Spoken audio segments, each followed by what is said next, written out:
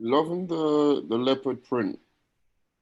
Oh, It's like, actually, I think it's kind of like a snaky. is it snake? Oh Yeah. yeah. Sorry, yeah, Christ. Thank you. Are we like no? Yeah, it says it like in the corner. I was like, okay. So, shall we start by introducing ourselves? Yeah, could do like 20 questions, but a shortened version. Yeah. Okay. One you question. don't have to. Yeah, you can play a game first if you want, and then like because it's people aren't going to tune in for like another 2-3 minutes. So get warmed up. Enjoy being live. Okay. What to play? Mm.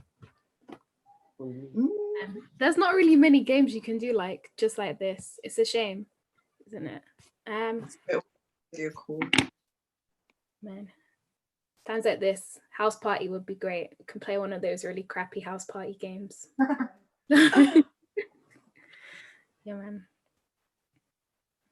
What about let me see. Let me see how the live is going. Before. Wow. But okay, this is the free show. So Tanya, Hannah's just appeared in the waiting room. Do you want me to let her in? It might Or be not? a bit difficult because I haven't had a chance to talk to her. So That's fine. I'll message her. All right. Okay. So we're live, but like not live. Just kind of chilling. Yeah. Let's see. All right, let's go. Right. Okay, cool. So Stara, go live in 5, 4, 3, 2, 1. Okay. So the cruel death of George Floyd last week under the knee of a Minnesota police officer shook the whole world. These incidents of police brutality against Black people are a regular occurrence. The video evidence put this horrific event on record for the whole world to see. What followed was a world in uproar. Over these past 2 weeks, we have seen Black Lives Matter protests across the whole globe, demonstrating that these aren't incidents that are happening far away in the US, but they're happening to Black people everywhere. It may seem that racism will never come to an end and that the damage it has wreaked upon the world is unrepairable. But there is always hope. People continue to fight and stand up for what is right. So our question for today is, what does an anti-racist society look like? Cool. So to start off, let's just introduce ourselves. Wait, where's Nehanda gone? Huh? Good. Okay, Nehanda. Okay. Hi, my name is Nehanda. I'm a trailblazer. I used to be a youth ambassador. Now, yeah, I'm a trailblazer. Ishola. I'm just Ishola. Yeah, I'm just Ishola. I'm Ishola. I'm part of Babbasa's mentoring mentee program, and I have been blessed to come on here and discuss this very sensitive topic with the beautiful lot of Nehanda, Stara, and Elise. Lovely. And I'm Elise. I'm a Babbasa Trailblazer, and yeah, I've completed the first Youth Ambassador program, and yeah, now I'm just and the Mentor Mentee program, and yeah, now I'm a Trailblazer, working on stuff next to Babbasa. But yeah, cool. All right, so now that we've introduced ourselves, let's move on to the first question. So guys, what do you think an anti-racist society is? I think an anti-racial society is a society where everyone is able to get the same opportunities, everybody is able to work together without being discriminated against, and being able to work together without any problems.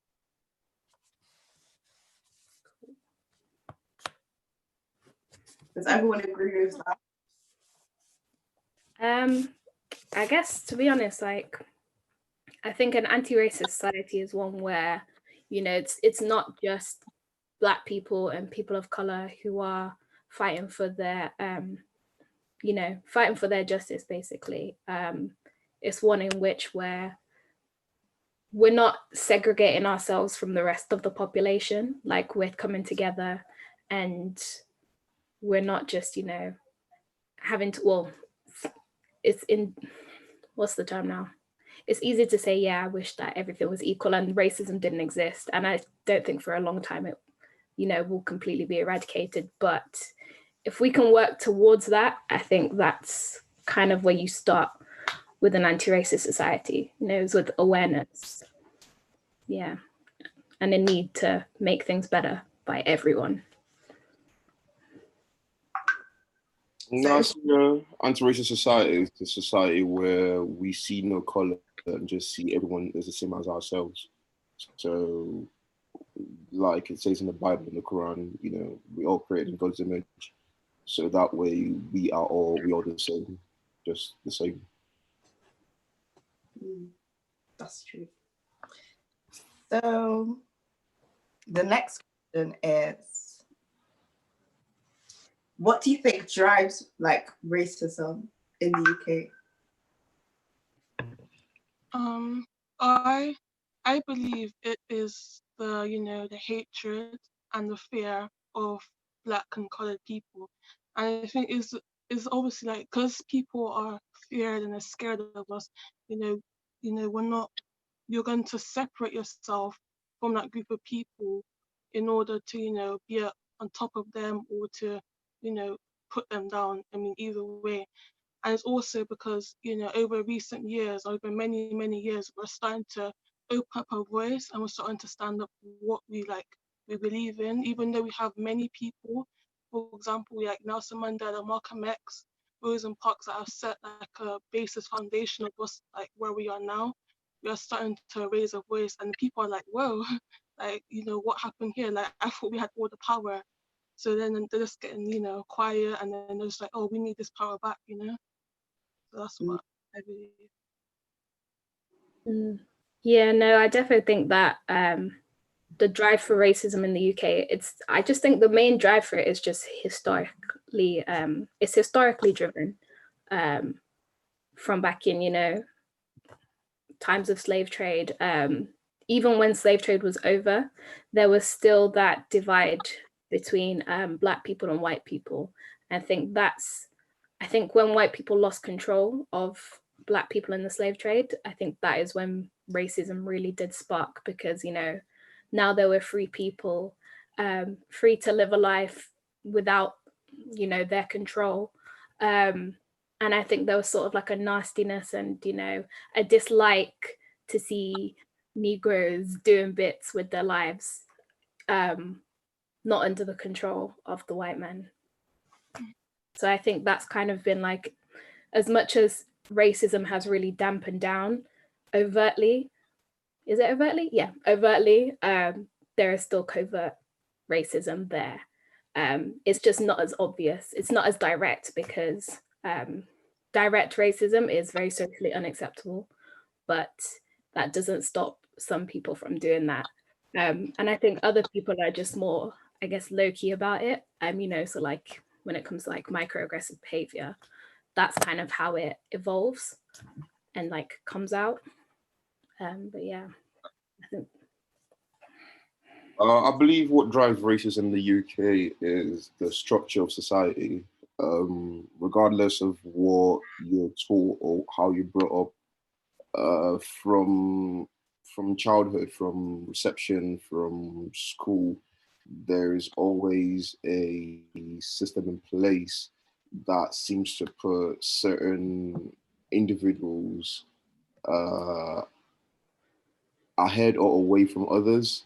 And that grows over time, and it gets to a stage where you get to like secondary school, and you have an educational system that divides people based on their performance. And one thing you notice is the groups that have been divided that are deemed underperforming are usually those of BAME culture, and that is not, it's not something we ourselves directly look at and think, you know what, we are being racist or whatever. It's just been ingrained in us to think that certain color people are not capable of performing as well as others. So as you grow up and as you go through the system, you go to uni, you go to college, you go to uni, you enter workplace, it's been ingrained in you that, you know, some people are better than you or you're better than some people. So it's just the way the system is. It's just the structure. So it has to be right from the ground up, from right from the ground up. So from home and from school, from reception, kindergarten, whatever you want to call it. It's just being ingrained in us that we are different, and that's why food drives racism. All right, so Nehanda, earlier you said that you think that people are scared of us, which is why they're racist. So like, in what way are they scared of us, do you think? Well, I honestly think that they're too comfortable. Well, they weren't really comfortable in the position that they were in.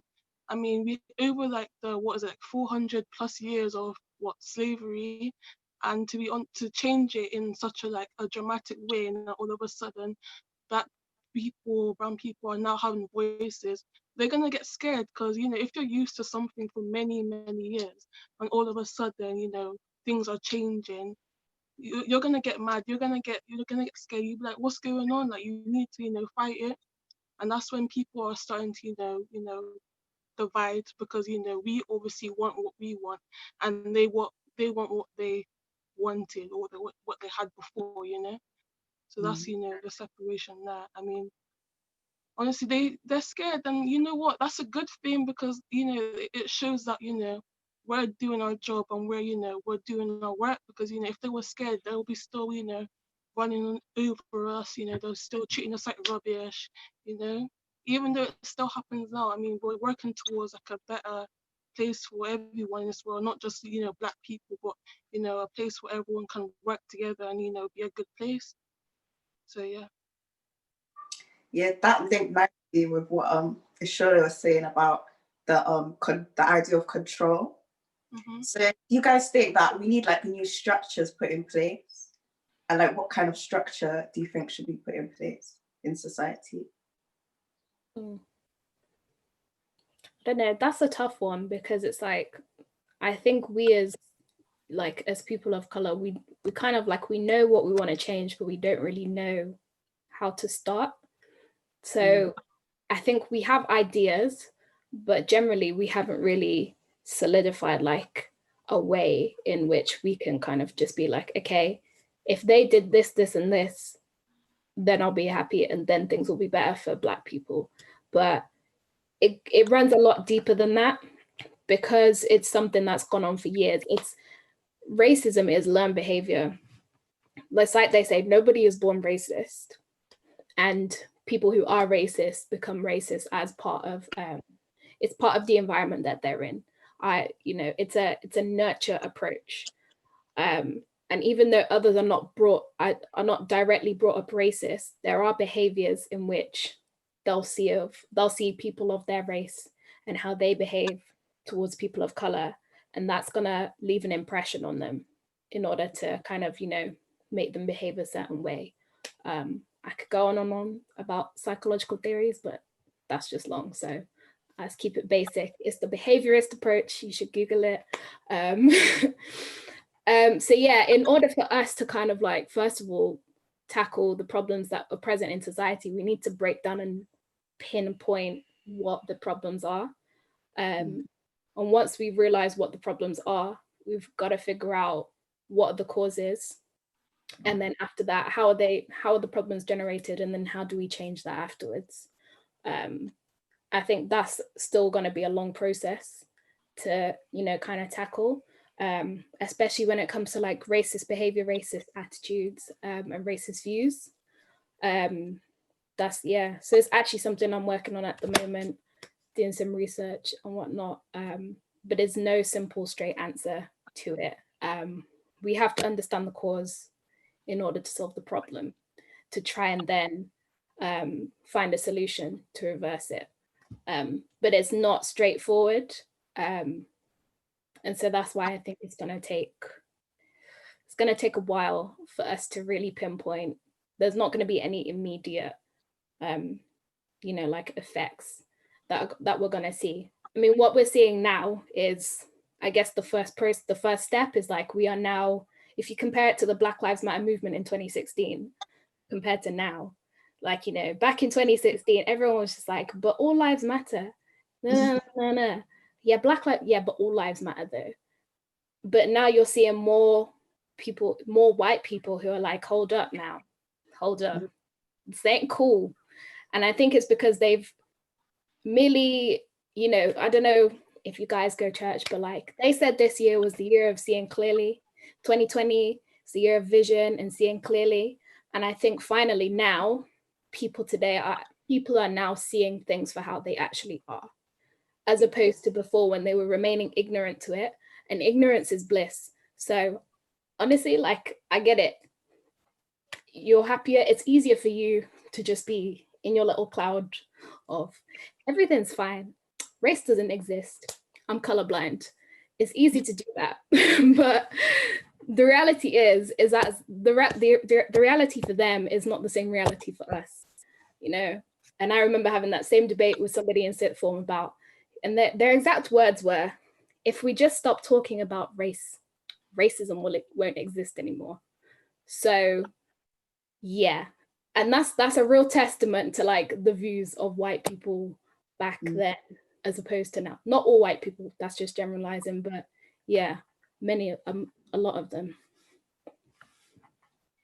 That's good, because what you're saying is like racism's sort of learned, right? Like racism is a learned behavior. Learned behavior. Definitely. So do you think like it happens in institutions like education? Because on the live earlier, we were talking about like how there's not enough Black teachers in schools and they're not getting promotions, they're not in the higher positions. So what is your guys' like view? Like Nehanda, what's your view about Black teachers and how they're treated in education? Like I said before in the live, that there is a lot of teachers that are on the ground level. Like from my school, there was not much, well, I think only like 1 or 2 Black teachers, like, that actually teaching lessons. And there was many like, SLTs, like houses, head of houses and that. And I honestly think that's strange, but I will never understand why there is never like enough Black teachers, mainly because people need guidance. Head of houses, support workers are not enough.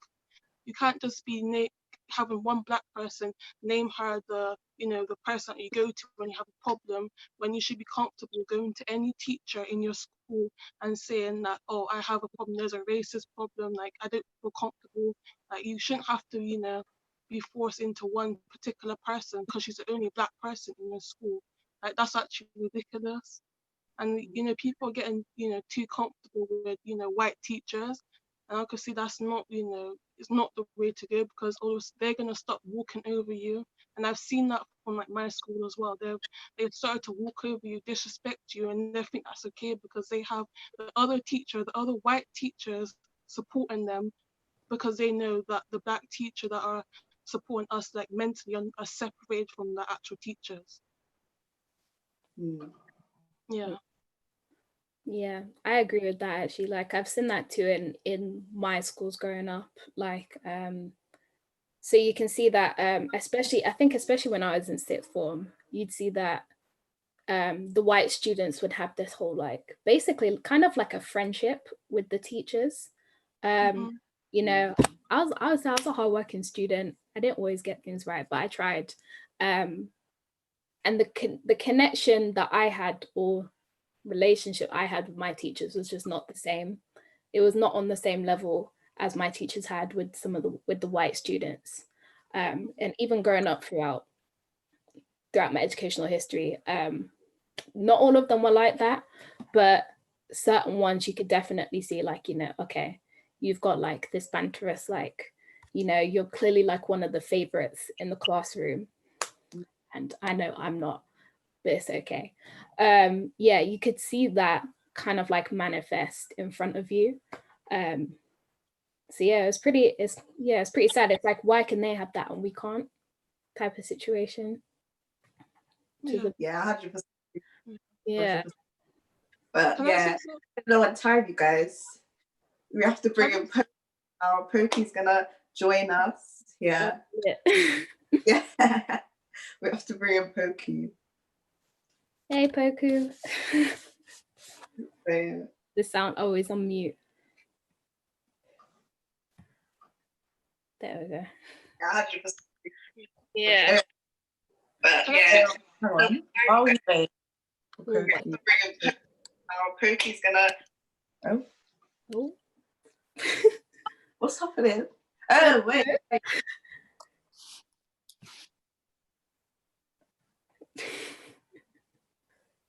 Wait, the sound went all funny. Oh, it's on mute. Oh, he's on mute now. Poku, we can't hear you. Can you guys hear me? Yeah. Oh, interesting conversations. Thank you. Yeah, it's been a pleasure hearing you guys. I didn't realize that I was going to be logged in. And before I realized, I could see my face on it. And I thought, oh, I'm probably in there. How are you guys doing? Look good, man. Oh, good. Oh, good. Good. So do you guys have any questions for me? Yeah, like, you know, obviously Babbasa, we know it's, you know, you aim to help people from, you know, less advantaged backgrounds in society, and that typically tends to be people from BAME backgrounds. So what is it that you think that us as youth ambassadors, trailblazers, etc., what do you think we can do to then influence our society and our generation into an anti-racist society? I can give some suggestions, but ultimately, I think there were some of the things that you guys were, you know, we're already talking about, as in some of the things that you know, I certainly caught you guys talking about in terms of what you think needs to happen. I think the first and foremost, I often hear that, oh, you know, racism is a thing of the past, or it's something to do with my sort of parents' generation and it doesn't exist again. So I think even having talk shows like this and letting other individuals and, you know, institutions and businesses recognize that actually this is something that is still happening even for your generation, it's powerful. Because then it's not someone trying to make a case for any of you guys. You guys are making the case of how you feel, and you know how you feel being treated and how it's making you feel in terms of, be it self-belief or your self-worth or feeling like a human. So I think just letting your voice heard through whatever the medium that you guys do have will certainly be one thing to do. And I guess the second thing is that, you know, we all know that at times, even if some young people are as articulate as they come, many a times when it's a question of facing the crowd or coming in front of the camera, and you know, when I was your age, I don't know whether I would have been able to step to the camera like how you guys have. So I think there is almost like a second, maybe a bit more of a responsibility for guys like yourself who can stand up for other young people, to do so, and bring those young people along as well, to let them know that it's okay. And those young people could be your younger sisters, it could be your neighbors, it could be obviously people that you don't know, but if you see any sense of injustice, helping to equip them, and to be able to also speak their truth. The third thing that you can do, which I think will be something a bit more pragmatic, from my point of view, is that, you know, even though it's is an unequal world, it's still a democratic world that we live in. So there's absolutely nothing stopping any of you guys, for example, that if you were to see any form of unjust behavior or unfair behaviors, that you take a pen and a paper and then you write to your principals, you write to your headmasters, you write to your, not necessarily, I wouldn't necessarily say that the teacher that is perpetrating, you know, the abuse, that, you know, if it was, you know, you had a conversation with a I don't know, with a counselor, with an officer, that know that you still have the power, you know, to pick up a pen. It doesn't have to be, you know, a letter with all sorts of vocabularies. It can be as simple as it gets, just making yourself heard. Because normally once you put things on paper or in an email, then the other person or the recipient has got a responsibility to respond to it, especially if it could be perceived as, you know, if it can be perceived as racism, or if it could be perceived as marginalizing someone else. And I think those things, many a times, we don't do enough, all of us. So certainly that's also something that we can do more of. Okay, that's great.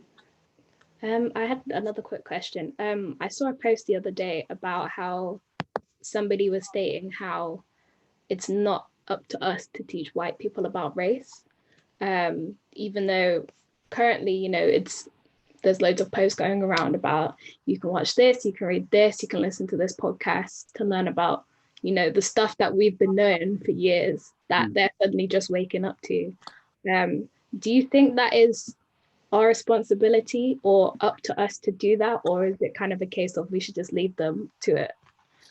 No, I think we live in a society that, the simple answer is it shouldn't be anybody's primary responsibility to educate the other.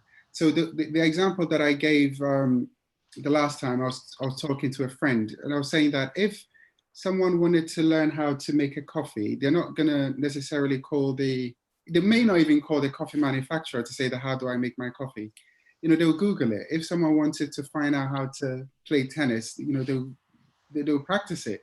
But somehow when it's a question of race, the labor, you know, more often than not is placed on the other, you know, the one that is experiencing or that is being oppressed, to rather explain themselves and educate themselves. Now, I say I don't think it's the primary responsibility.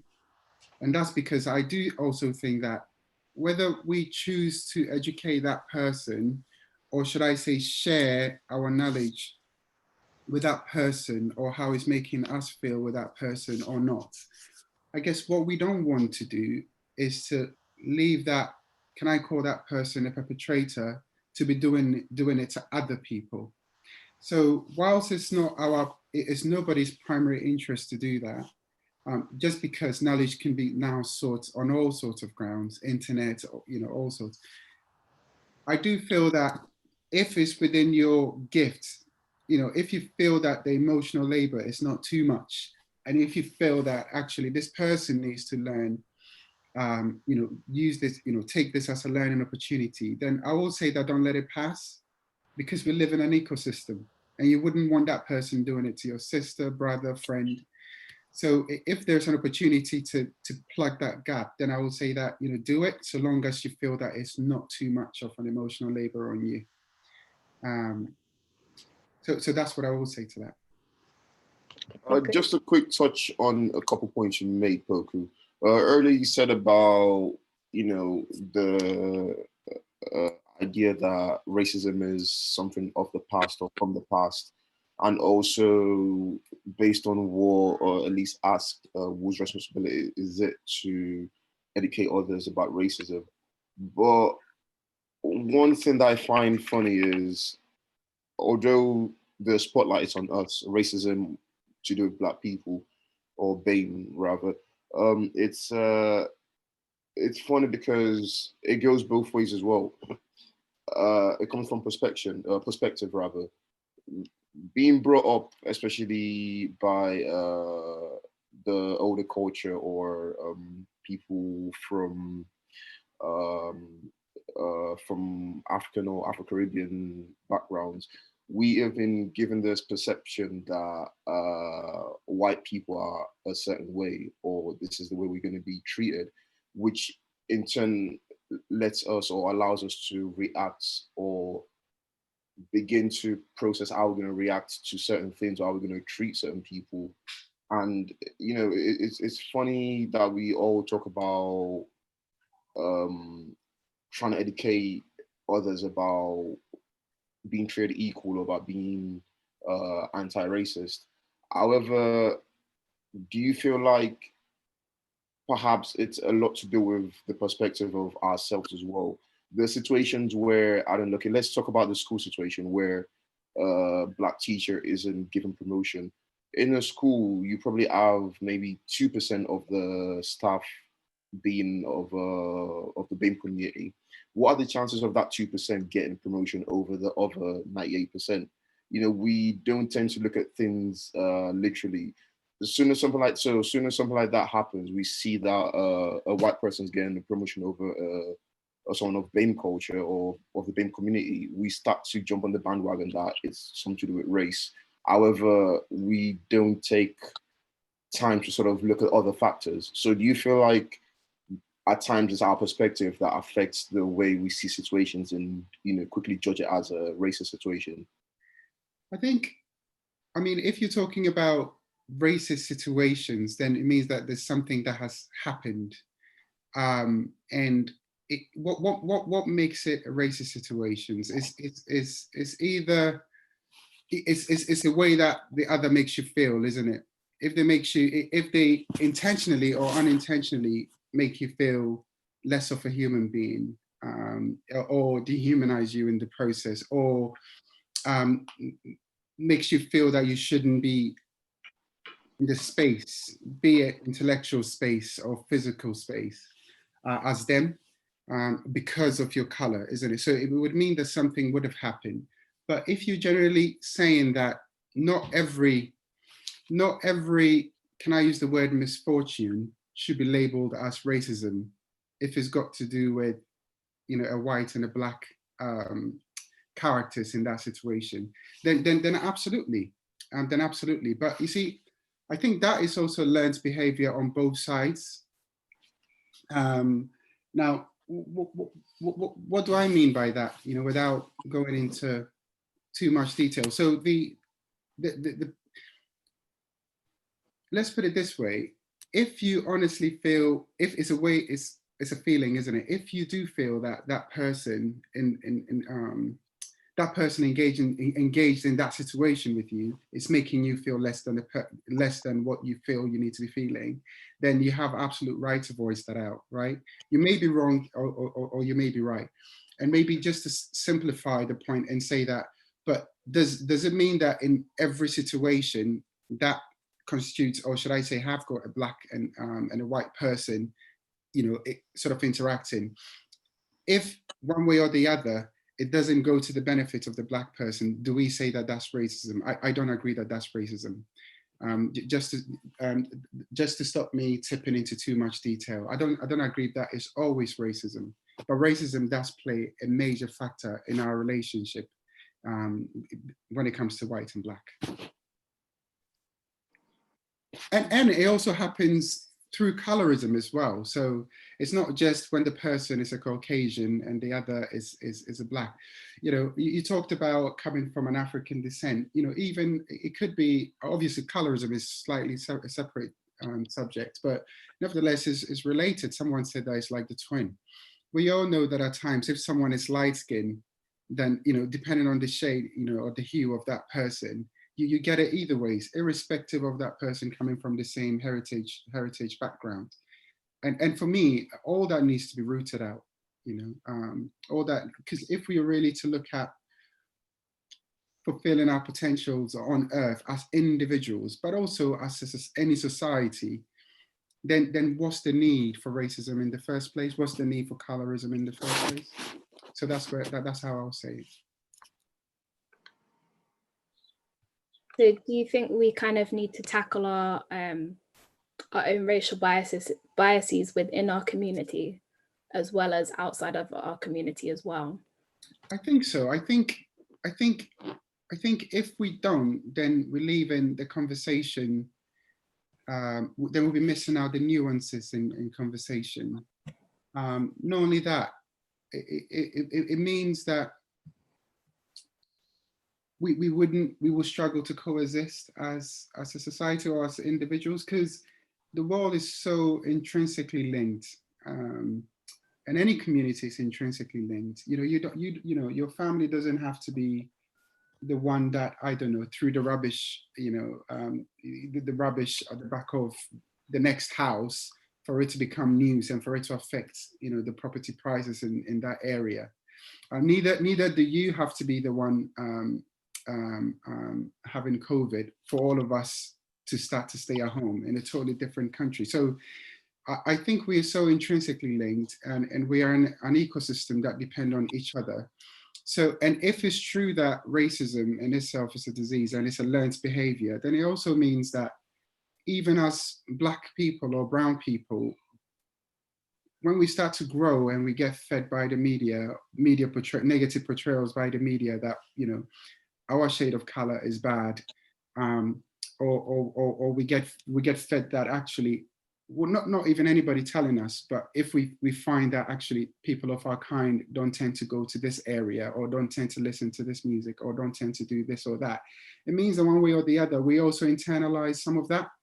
So it's also equally up to us as individuals to learn and recognize that for ourselves. It's not everybody that can become a psychologist, but certainly learning about yourself shouldn't be about even academia, and learning about your history. So yeah, that's what I will say to that. Great, thank you.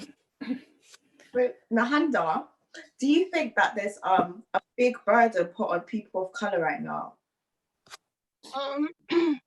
I can say yeah, because obviously the recent situation and how people are reacting to this, we are putting now in a position that now we need to build our community in order to get our reason, or what we're trying to get around. We have what we're trying to get around to everyone else. So I do feel there's a lot of pressure, but I feel like we needed this, to be honest, because there's lots of people that are trying to stand up for this, like even before this happened, and I feel like this is the push that we needed in order just to like turn the light switch on. I think it was said before that it was like this year was the year to what was it? I think she said enlightenment. Yeah, and I feel like that's exactly what this situation did, was enlighten people and like in order to do what we have to do. So I don't know if it's much pressure, but in more motivation. So you're kind of like torn between the two, to be honest. Yeah. So Poku, do you think that this burden put on people of color is fair, or do you think it's quite unfair? I think I would say it's unfair, just because there are so many different means that people can learn for themselves, rather than that, oh, if it's not working here because you're the only Black person, tell it all of a sudden, tell us everything that we need to do, work out all the strategies for the organization to get better. I don't think that is fair. Stara, I think someone is behind you. So I don't think that's fair. But having said that, knowledge and understanding, happens in all sorts of ways, isn't it? At times we can be in school and the teacher can spend 3 hours teaching us something and it's still not going in. And we meet our friend for 2 minutes and they say that, oh yeah, this go like, that's what they were trying to say. Now I do understand it. Now, if that as a principle is true, then we should also know that it could be that someone even goes online, reads all about institutional racism, endemic racism, systemic racism, or all the isms, right? But still doesn't get it. And it may take you, Stara, for them to ask you a question and for you to just smile, and which then opens up their mind a bit more, isn't it? And for you to say one word you know, for them to start to think. Now, that's not saying that, you know, we should take it on. I think what I'm trying to say is that it's subjective and it's on an individual basis. And if you're already feeling labored, then you should let that person know that actually, you know, I'm not feeling it right now. How about you Google? And let them know. I think the thing that I try, and I've often said that, you know, the woke, you know, being woke and sort of wokeism, if I can put it as such, is something that I as an individual, I struggle with, because I think it doesn't allow so much for nuance, and it doesn't allow for kindness, and it doesn't allow for empathy. And I think it was it, Ishola, you said it yourself with what you said earlier on, that I do think that because we live in an ecosystem, if we cut out kindness, we cut out empathy, we cut out the basis that is all your problem, and you deal with it. I think we also can lose an element of allyship with that. If I say allyship, you guys know what I mean. The idea, you know, because what we're 4% or under 4%, the Black population in the UK. So if there is going to be a momentous change, you know, we all know that it will be hard because we don't have that privilege. The system hasn't afforded Black people generally that privilege, so it will be hard. So what we do need is allies, you know, allies from not just the white community, but from other ethnic minority backgrounds, you know, to lift up the voice and help bring about the change that we do need. So yeah, I do caution against people who totally cut out, you know, other people, but also do take the point that you just made, Stara, that we have to be careful not to feel responsible for, you know, for doing the work for other people. That was some good points. But now we're going to bring in Asha Creek. She's going to join us to answer questions.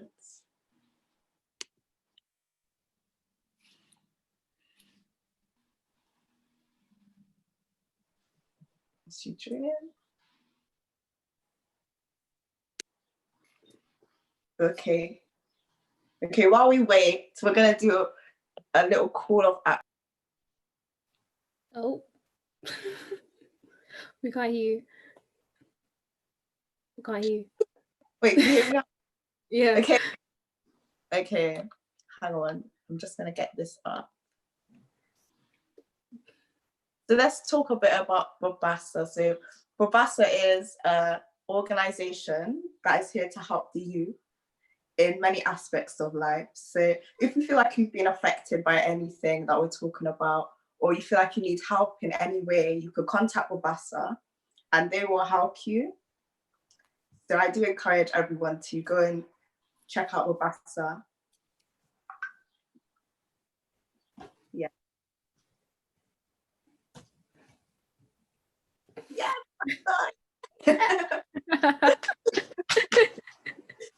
Hello. Oh. Hi. Sorry. Oh, Hi. Apologies. I was trying to get this to work and it didn't. Sorry. Hi, everyone. Hi. Are you ready for me? yeah, we are. Yeah, definitely. Okay, let's start with a question from the public. So, Oh, what? You're going straight in on me? All right, come on then. Oh, wait, you could introduce yourself a bit first. I think I should. Yeah. Hi, everyone. I'm a councillor at Asha Creek. I prefer to be called Asha. I am the Deputy Mayor of Bristol, and I'm also the Cabinet Lead responsible for communities, equalities, and public health. So everything that has been going on in the last 3-4 months, whether that's COVID, whether or not it's the disproportionate impact that COVID has had on our communities.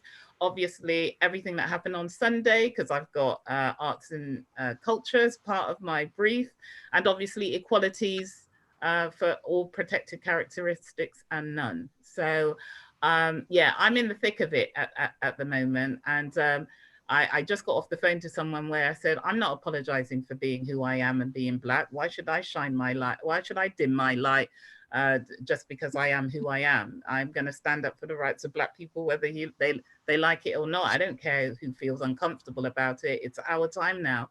You know, I feel the change happening.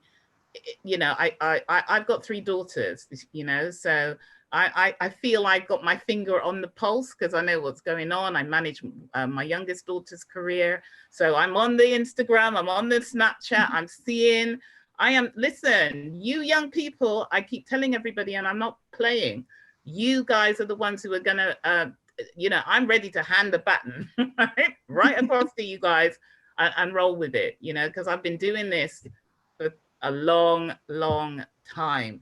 And this is the first time I feel like change is really, the genie is out of the bottle and it can't get back in. It's as simple as that. And I think, as my children keep telling me, Mom, so many people got woke, Black and white, okay? Because remember, we've been denied our history, so we don't know what we don't know. And I think so many people have, just in this short period of time, a week, like, been consuming so much information and history. Even I'm learning about Leopold and what happened in the Congo. And yeah, listen, our history is dark. And so, yeah, there's a lot going on. But hey, sorry, that's me. So ask me a question.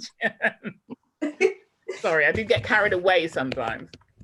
Okay, we're gonna start. This is a question from the public. So this is from Carrie. Okay, hi Carrie. Yeah, they're asking, how can we make this move? How can we make this moment in history the turning point when our own Prime Minister and other MPs don't support it? Well, you know something, it may be our Prime Minister. He's not my Prime Minister, but unfortunately we're stuck with him. So you can go around him. So let me tell you the one thing that we're not doing in Bristol. One of the things that we always, you know, the United Kingdom is the most centralized, controlled country of all, well, we're not in Europe anymore, but all of the European countries. So when I go to Europe, the mayors like Marvin, they have complete and utter control around the policies. They make it a bit like Sadiq. He can make decisions about transport, fund the police, all of that. Our powers of Marvin's powers and the powers of leaders is much more limited because of the centralization of power in Westminster. But that still doesn't stop us here in Bristol doing what we need to do to kind of fix things. So, for example, the curriculum. We know that, you know, I've heard some horrific stories from my children this week telling me about what life was really like for them when they went to school and how the teachers treated them. And they said, Mom, we are grateful to you because you and Dad taught us about our history. So every time they were correcting the teachers or trying to put in theirs, the teacher would always try to kind of slam them down, etc. So what are we now doing in Bristol? We know it's important to tell the truth, the whole truth, and nothing but the truth. And we need to, and so through our Commission on Race Equality, we've got Esther Deans, who is one of our race commissioners, and she is a teacher herself of Jamaican origin. She has been working with a group of Black teachers, and Lawrence Hu from Cargo, and that we have designed the Bristol curriculum, and that curriculum, it's just going to be amazing. So we're not waiting on the government to decide whether or not they're ever going to change the curriculum and bring it up to date. We've had the conversation with the schools here in Bristol that this needs to be done. The schools are signed up to it, and from September, we're going to start rolling out a new curriculum within the schools so that everybody from primary to secondary understands who they are, what our history, what our story is. So that's kind of an example, but there's so many other things that we can do. But yeah, we've got to use what we have available to us here in Bristol. And you have a voice. Babbasa is a key voice. So we also have to ensure that we are interfacing with you, we are communicating with you. We're actually also co-producing some of the things that we want to see happening here in the city, including how do we tell the story and our legacy of Black and brown people who have made their mark here in the city. So yeah, there's a lot that can be done, but you know, Babbasa for me provides a platform for you as young people to have that interaction with myself, with Marvin and others. And we want you to be very much a part of it. I know you guys are bored of meetings. I mean, I know you don't like, you know, there are lots of meetings, but you know, there's a lot of young people who are also very much now geared up. My daughter is, my youngest, she was woke, but she is completely, she's well and truly woke. I mean, she's eating. I know I sound really terrible because I'm not that young, but I'm learning from you young people.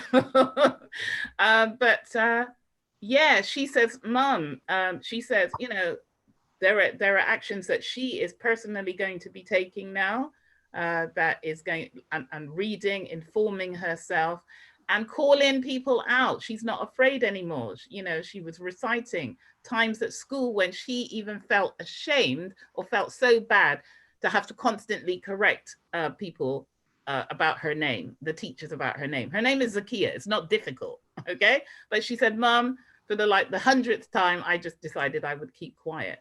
But you know, it's been a cathartic process, everything that is happening at the moment, because it feels safe for people to be able to express who they are and what's been happening to them.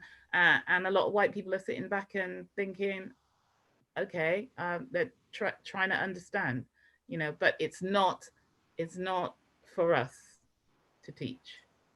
Mm-hmm. But we need the allies to put their shoulder to the wheel with us.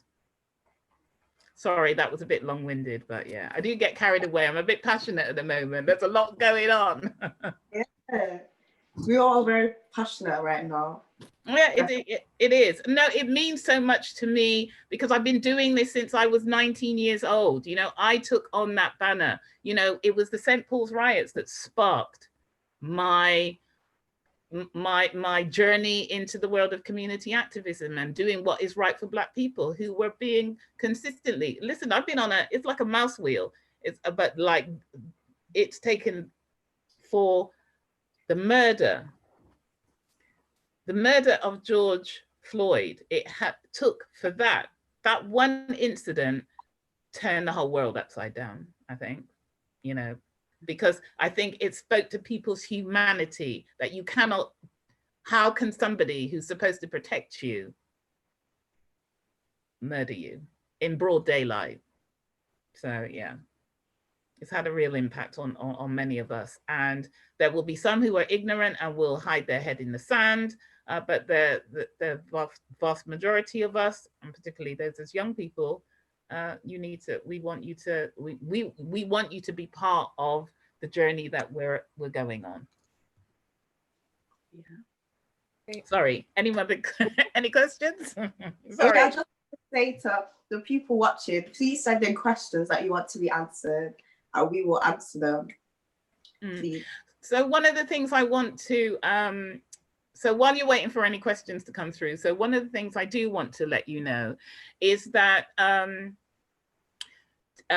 about a year ago, over a year or so ago, we held a conference in the city called Race in the City.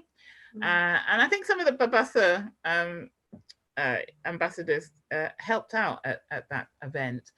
But at the end of that event, myself and Marvin and a couple of other Black leaders, at the end of the conference, we just said, you know something, we've got to do more, you know, and it can't just be about Bristol. This has got to be, you know, because we are lucky, and I will not deny, regardless of what people want to say, we are very purposeful about the leadership that we have in the city. We don't have to think about being inclusive. It's just the mindset. That's how it is. If everybody kind of worked in that way, then maybe we would have less of the race hate and the problems that we have. But we are where we are.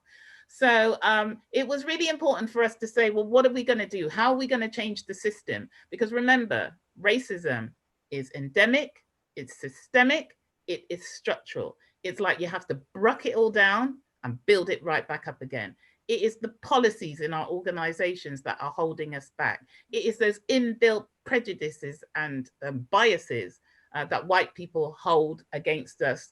Some of them, it's learned behavior. Some of them, whatever. But I would say we have, I think in Bristol, because everyone talks about Bristol being really hip city and what have you, as hip as it is, we are still a city, a tale of two cities. We are still a divided city. There's a lot of work to be done, but I have been inundated. My inbox at the moment has been inundated by people, both Black and white, who have suddenly had a light bulb moment. They can never understand what it's like for us to be Black and on the receiving end. But I think that that empathy is coming through. And so, but the question that you have to ask, because my daughter says to me, we don't care about the platitudes. We want to know, what are you going to do? So my daughter works in the makeup industry. They have all of the Black and makeup artists and others have called out all of the major makeup brands and companies. They gave them 72 hours to tell them how many Black people you had on your boards, how many Black staff that you have. They had to publish it, and they published it on Instagram.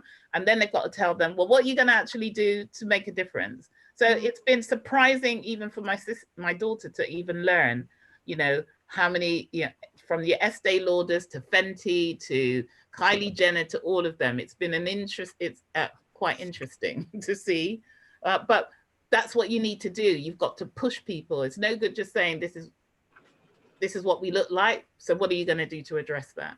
You know, because you're selling your products to us, and actually, if we're going to continue to spend our money with you, we want to know that your business is truly diverse. So yeah. Asha, sorry, just real quick. Yeah. On the point you made, do you consider it a win or a success if, due to the movements and the noise we're making right now, if we get quote unquote included because we're Black? Is that a win? Because the way I see anti-racism and equality is you getting the same opportunity as everyone else because you can, because someone believes in you, than because you're Black. So prior to this, we're not getting the same opportunities, or being treated differently because we're Black. But now we're going to be getting more opportunities. Oh yeah, oh yeah, of course there are opportunities. Everyone is going to be falling over themselves, you know. But be careful, okay? Because it's all too well and good employing somebody. Well, what have you done to change your policies and your processes and your systems and the culture of your organization that has led to you being where you're at? So it's not that easy, just, oh, we'll employ a few more Black people, if when you employ those Black people, they are still going to be faced with the little micro racist aggressions and all the other stuff that is happening. So it's not that simple and straightforward. And again, you know, if I was going for an interview now, if I was applying for a job and going for an interview now, and when they ask me the question at the end, and what do you have to say? I want to know, what's your policies around equality and diversity? What are you doing to actually address the underrepresentation of BME people in your organization? What kind of policies do you have to ensure that you're being protected? Because again, even as a somebody working in an organization, there are still so many different kind of issues that you have to address, and I should know, you know, leading an organization of over 6,000 members of staff, where we have had huge complaints from Black staff about how they have been treated, and we have been working really hard over the last 18 months to really change up our policies and everything. And investigate every single complaint that we had from Black staff and address all of those issues.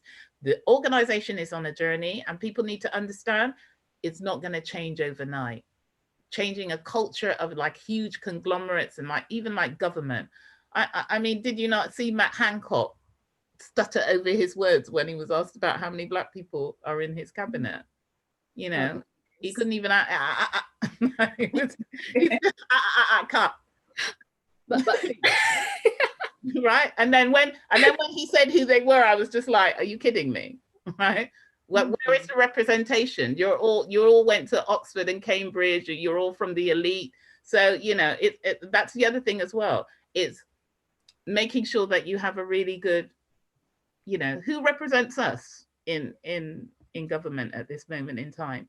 We elect a lot of ordinary people through as MPs and as local councillors, but, you know, the government of today does not look like the country of today. Well, based on something Poku said earlier, I'm not sure if I heard it right, if it's right. He said 4% of the UK are BAME, so Black. Asian minority ethnic. Yeah, that's 4%. So, you know, How much? 4%. I'm not sure if I heard that right. No. No. Listen, here in Bristol, so let me just give you the statistics for Bristol. Okay.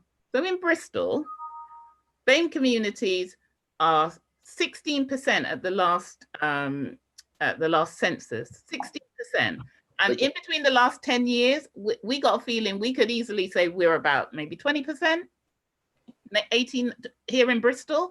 Okay. And then it goes up to like 33, 34% for young people under the age of 15. Okay. So okay. We are fast. We're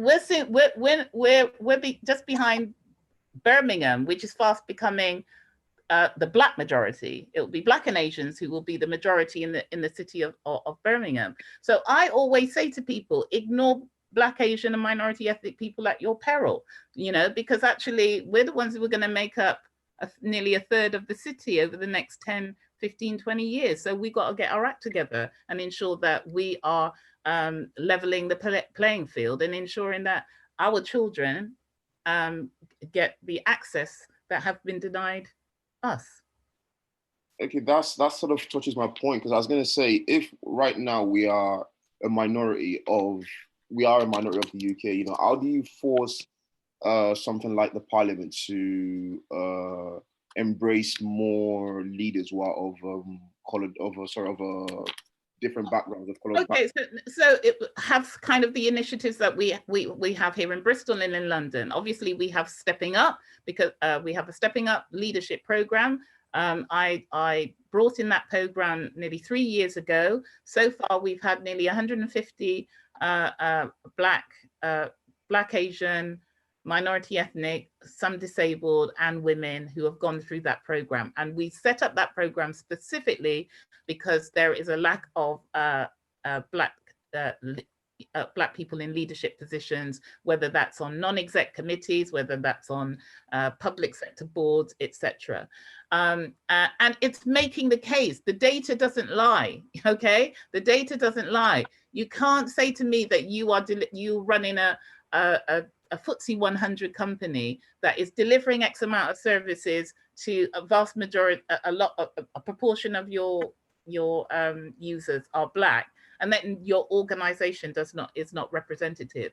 I know that there are a lot of global companies right now. They're basically saying, you got to get with the program. They do business with Africa, with Asia, etc. So their organization has to be kind of you have to be representative. You can't have just white people, you know, what am I going to do? Bring in a translator to actually deal with it? No, you've got to employ a diverse group of individuals. So remember, you've got legislation. We've got the Race Relations Act that is in place that enables us to take positive action to address our underrepresentation.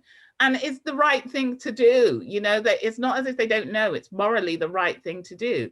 You know, why is it? Ask yourself the question, why is it that COVID has impacted our communities? Where were we? In the lower level frontline jobs and services. And this has been going on forever. If you look, we haven't got all day, but if you look at the history of America, and I watched the documentary on Black Wall Street the other day, and around in Tulsa, and what the state did to burn it all down. So we need to know ourselves, know our history, know that we have the tools and legislation in place to be able to make a difference, and use the data. The data never lies. The data never lies. And as my daughter said, what you next thing you do is you just tell them, we're not spending any more money with you. I'll give you an example. The NFL chief exec came on TV last week and said 75% of my NFL players are Black. And my first thought as he was saying that was, and what if that 75% said to you tomorrow, we no longer want to work for we're all resigning, and we're gonna start our own kind of football league. They'd be dead. It wouldn't work, because they rely on Black people. It's Black people who make the NFL what it is, basketball, football, you know? So yeah, for many of them, it's going to also be the bottom, it's also going to be the bottom line. But I think we can take the power. It's about taking back the power, take back some of that control, and use the tools that we have, legislation and everything else, and policy, to right the wrongs. And that's what I've been doing in Bristol. You know, I changed the FGM policy because it was disproportionately impacting Somali families unnecessarily. And I said, our policy is racist, change it. We changed it. And now hardly anybody gets hauled in front of the police, and, you know, kind of all the little isms that were going on with that policy. But that's what happens when, if you don't have diversity of thought, you just get kind of certain policies that are written in such a way that they actually do us a disservice. Because you do believe anti-racist society is possible, well, at some point, not now, but later on. No, I hope so.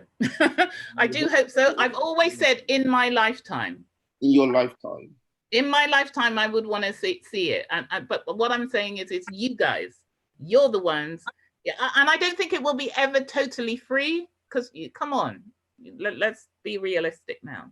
But I think the vast majority, you know, and we also have to think about the different nuances. We're here in the UK in a little bubble. You know, I'm born in England, Jamaican background. Okay, many of you guys had the privilege. I envy those of you who were brought up in Jamaica or brought up in the Caribbean and brought up in Africa, because you know what it's like to be not discriminated against, unless you add in the colorism, because that's the whole nother debate that you need to have, because that also plays itself out in Asia and Africa, and the Caribbean also.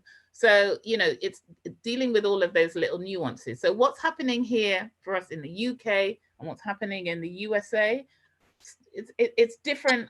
It's different. So Jamaica, they're not even going to, it's not an issue for them, because it's Jamaica. It's not an issue. It's not an issue. It's a different issue in Ghana or Nigeria or Sierra Leone, because it's a different. So yeah, so many different kind of nuances. But we also have to look to Africa as well, and the Caribbean and others, because we need our allies, Black, white, global.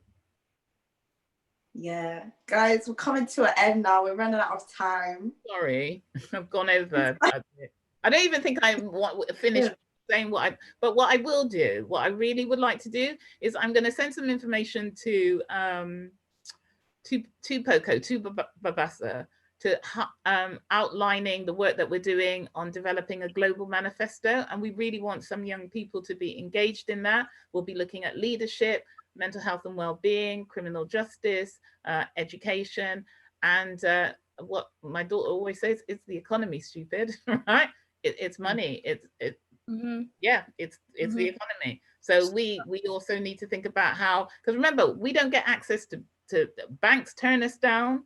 You know, it's like there's this inbuilt bias 100% of the time. You know, I've been reading some stories of some amazing Black women and men who have businesses, and the crushing stories of how they are treated, how they're spoken to, how they don't get the access that it comes so easily for white people. So yeah, there is a lot to unpack, and it's not going to happen overnight. But do you know something? As I said, the genie's out the bottle and he ain't going back in. And yeah,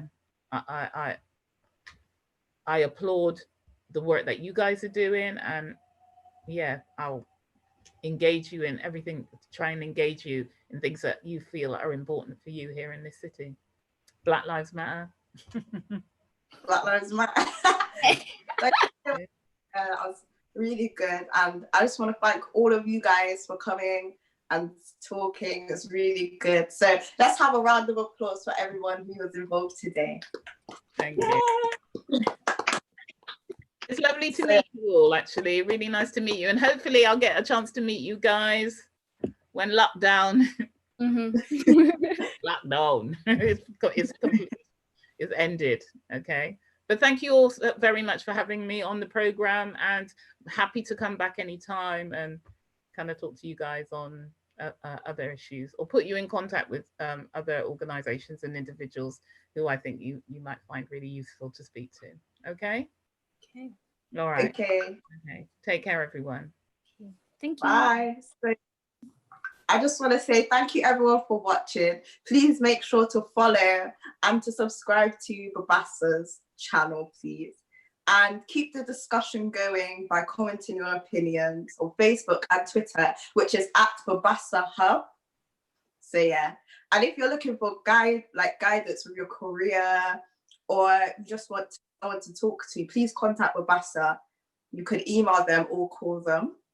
So we'll be back next week, the same place at the same time. So, and the question will be, does school work? So that could be really interesting. And please, can you guys support us by donating to Babbasa's Beyond COVID appeal? Because it just means that we can keep making this show and like amplifying young voices. So thank you everyone for everything today. Thanks for having us. Yeah, it's been good, man.